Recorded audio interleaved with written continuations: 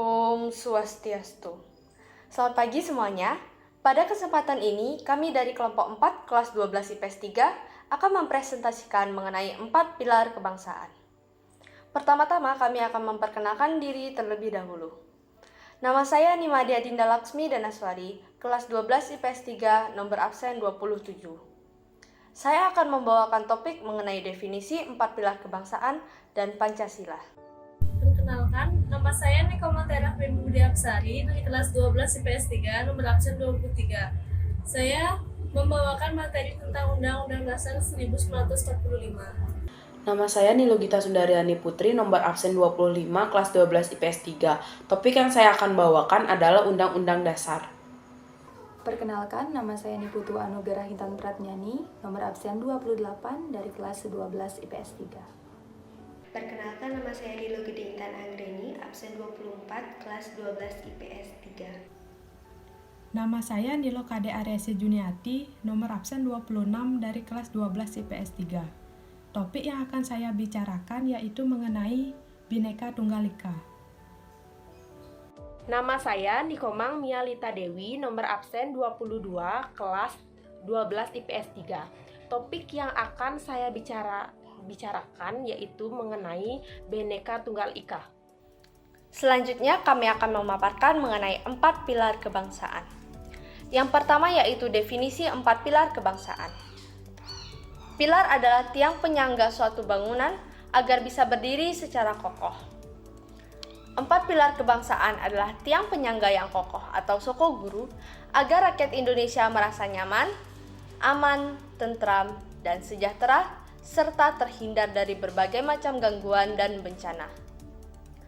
4 pilar kebangsaan tidak dimaksudkan memiliki kedudukan sederajat. Setiap pilar memiliki tingkat, fungsi, dan konteks yang berbeda. Dalam hal ini, posisi Pancasila tetap ditempatkan sebagai nilai fundamental berbangsa dan bernegara. Pada prinsipnya, Pancasila sebagai ideologi dan dasar negara, kedudukannya berada di atas 3 pilar yang lain. 4 pilar tersebut merupakan prasyarat minimal bagi bangsa Indonesia untuk berdiri kukuh dan meraih kemajuan berlandaskan karakter kepribadian bangsa Indonesia sendiri. Dalam sambutan buku 4 Pilar Kehidupan Berbangsa dan Bernegara, pimpinan MPR menyebutkan 4 pilar kehidupan berbangsa dan bernegara adalah kumpulan nilai-nilai luhur yang harus dipahami seluruh masyarakat dan menjadi panduan dalam kehidupan ketatanegaraan untuk mewujudkan bangsa dan negara yang adil, makmur, sejahtera, dan bermartabat. Isi dari 4 pilar kebangsaan adalah Pancasila sebagai dasar dan ideologi negara, Undang-Undang Dasar Negara Republik Indonesia tahun 1945 sebagai konstitusi negara serta ketetapan MPR, Negara Kesatuan Republik Indonesia sebagai bentuk negara, dan Bhinneka Tunggal Ika sebagai semboyan Negara Kesatuan Republik Indonesia.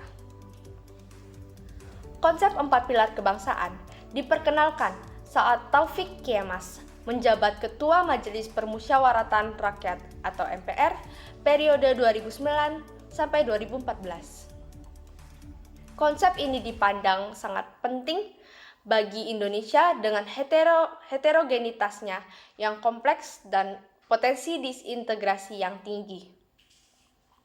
Menurut MPR, pengamalan nilai-nilai 4 pilar diharapkan dapat mengukuhkan jiwa kebangsaan, nasionalisme, dan patriotisme generasi penerus bangsa untuk semakin mencintai dan berkehendak untuk membangun negeri.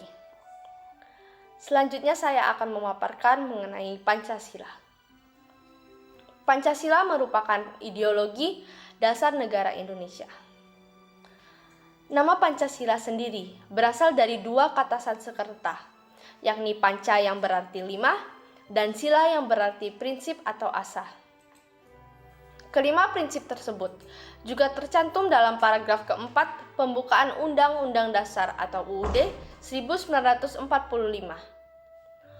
Rumusan 5 dasar negara sebagaimana tercantum dalam Undang-Undang Dasar 1945 adalah yang pertama, ketuhanan yang Maha Esa, yang kedua, kemanusiaan yang adil dan beradab, yang ketiga, persatuan Indonesia, yang keempat, kerakyatan yang dipimpin oleh hikmat kebijaksanaan dalam permusyawaratan perwakilan, dan yang kelima, keadilan sosial bagi seluruh rakyat Indonesia. Pancasila sebagai ideologi dan dasar negara. Sebagai dasar NKRI, Pancasila memiliki fungsi sangat fundamental. Pancasila disebut sebagai sumber dari segala sumber hukum. Sifat Pancasila yuridis, formal, maka mengharuskan seluruh peraturan perundang-undangan berlandaskan pada Pancasila. Pancasila sebagai dasar filosofis dan sebagai perilaku kehidupan. Artinya, Pancasila merupakan falsafah negara dan pandangan atau cara hidup bagi bangsa Indonesia dalam kehidupan bermasyarakat, berbangsa, dan bernegara untuk mencapai cita-cita nasional. Pancasila menjadi karakter masyarakat Indonesia, sehingga menjadi identitas atau jati diri bangsa Indonesia. Pancasila merupakan rujukan, acuan, sekaligus tujuan dalam pembangunan karakter bangsa. Dalam proses perumusan dasar negara, Presiden Soekarno menuangkan konsep dasar negara ke dalam pengertian dasar falsafah, filosofische Grundslag, dan pandangan komprehensif dunia Weltanschauung secara sistematik dan koheren.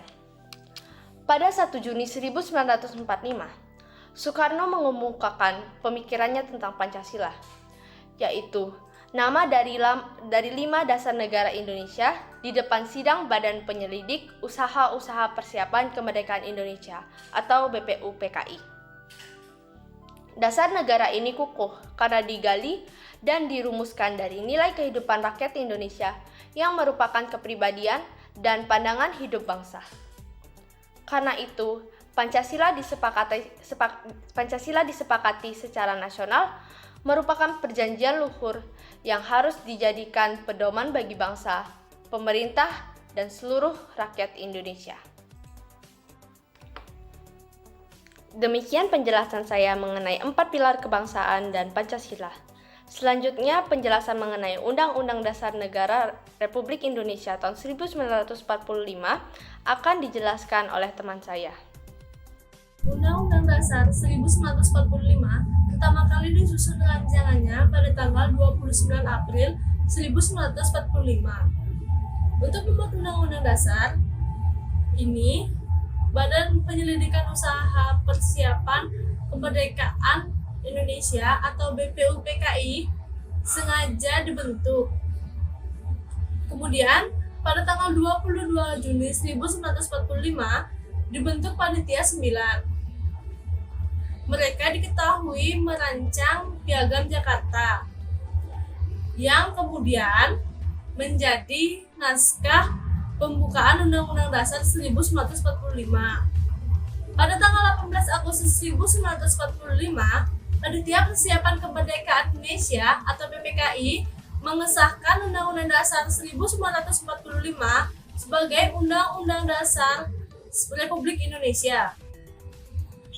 Baru pada tanggal 29 Agustus 1945, Komite Nasional Indonesia Pusat atau KNIP mengukuhkan pengesahan Undang-Undang Dasar 1945. Undang-Undang Dasar Negara Republik Indonesia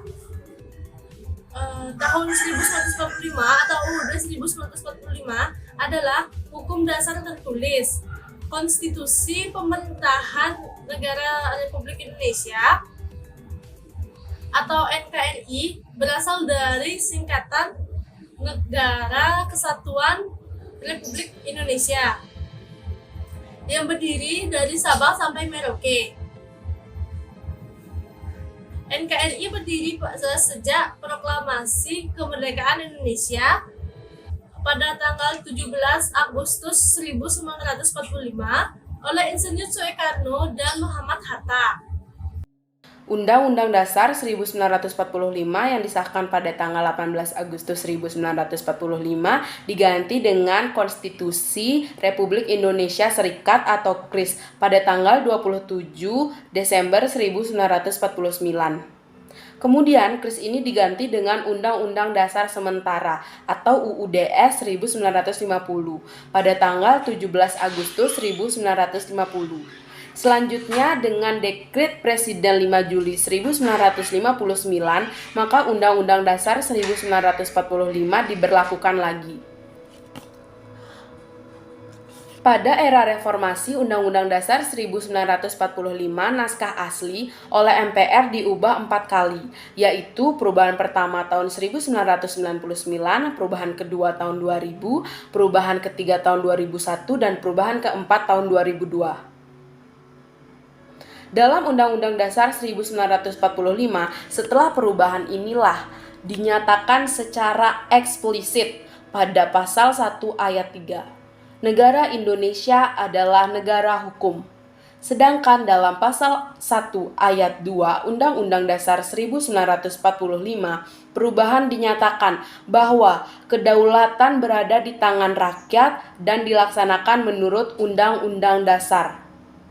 Dengan demikian, jelas bahwa Negara Kesatuan Republik Indonesia yang berdasarkan Pancasila adalah negara hukum yang demokratis dan negara demokrasi yang berdasarkan atas hukum.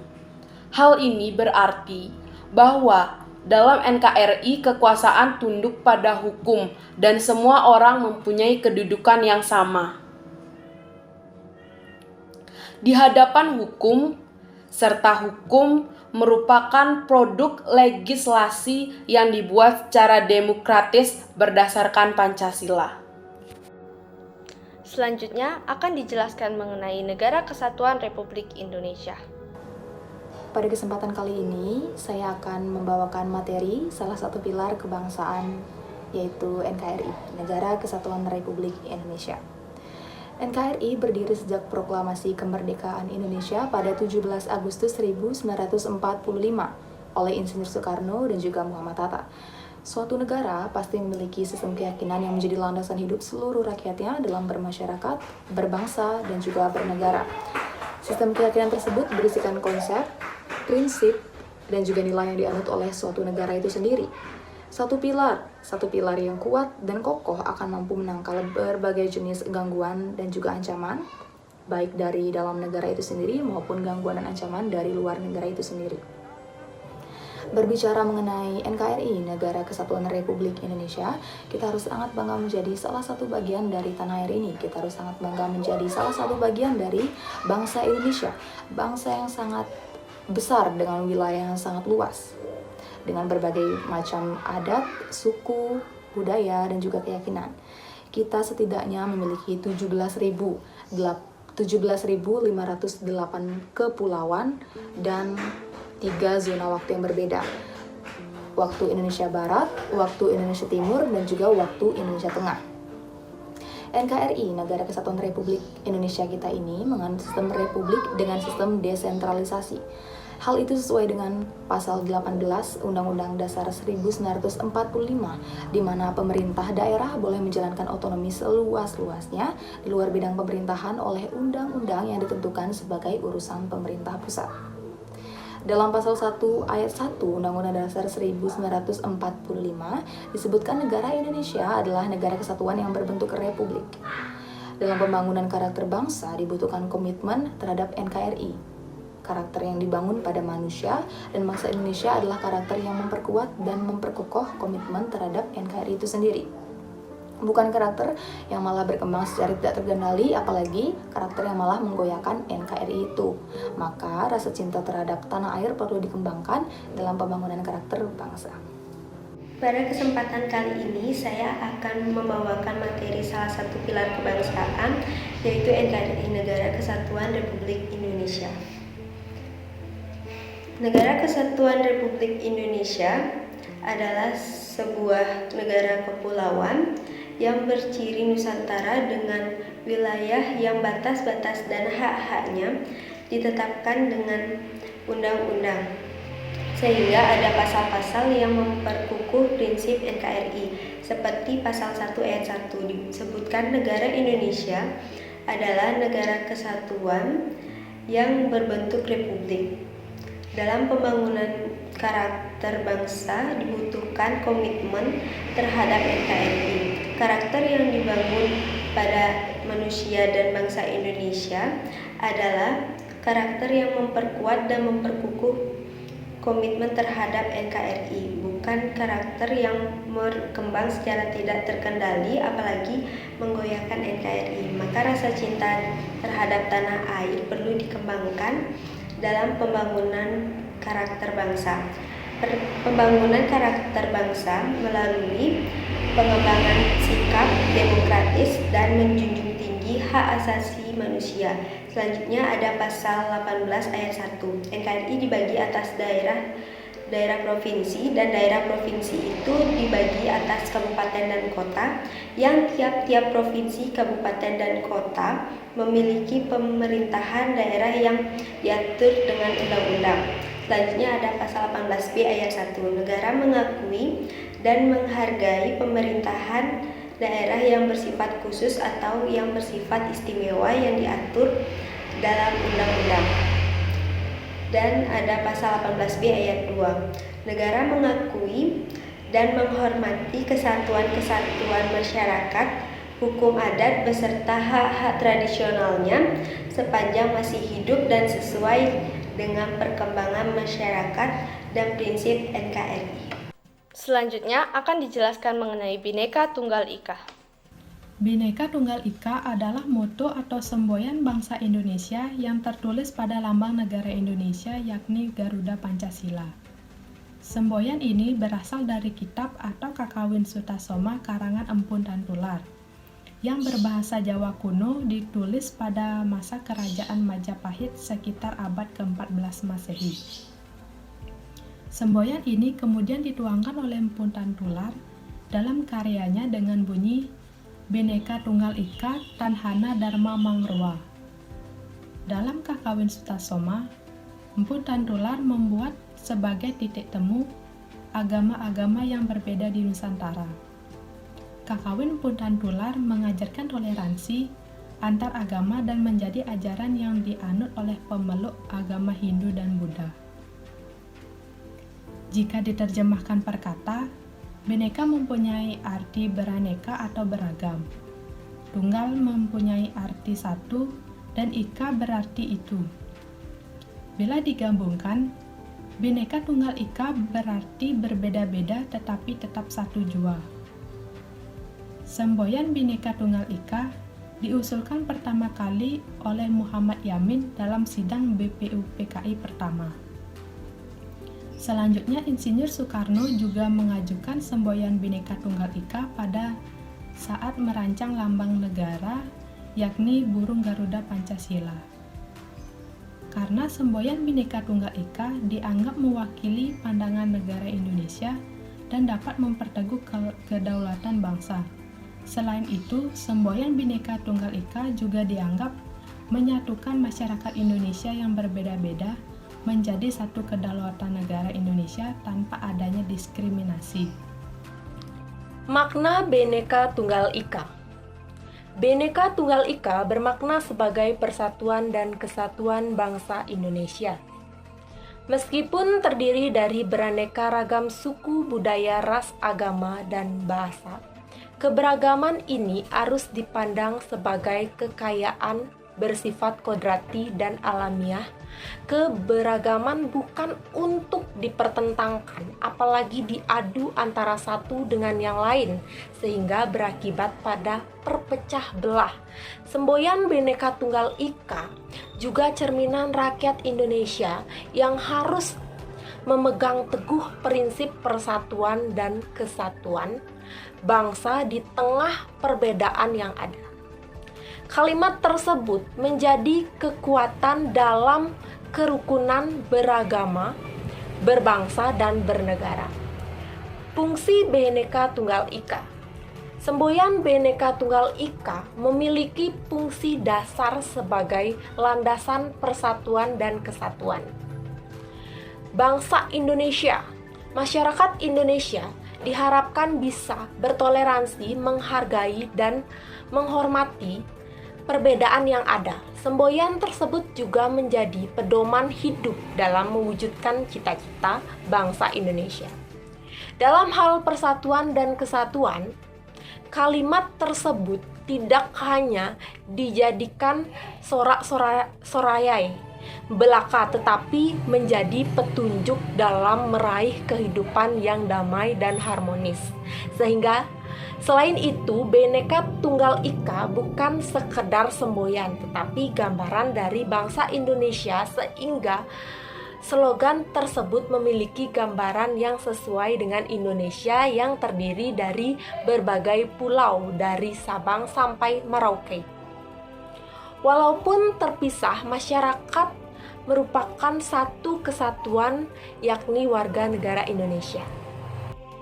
Demikian pemaparan kami dari kelompok 4 kelas 12 IPS 3 mengenai 4 pilar kebangsaan. Apabila ada kesalahan kata dari kami mohon maaf. Terima kasih. Om Santi Santi Santi Om.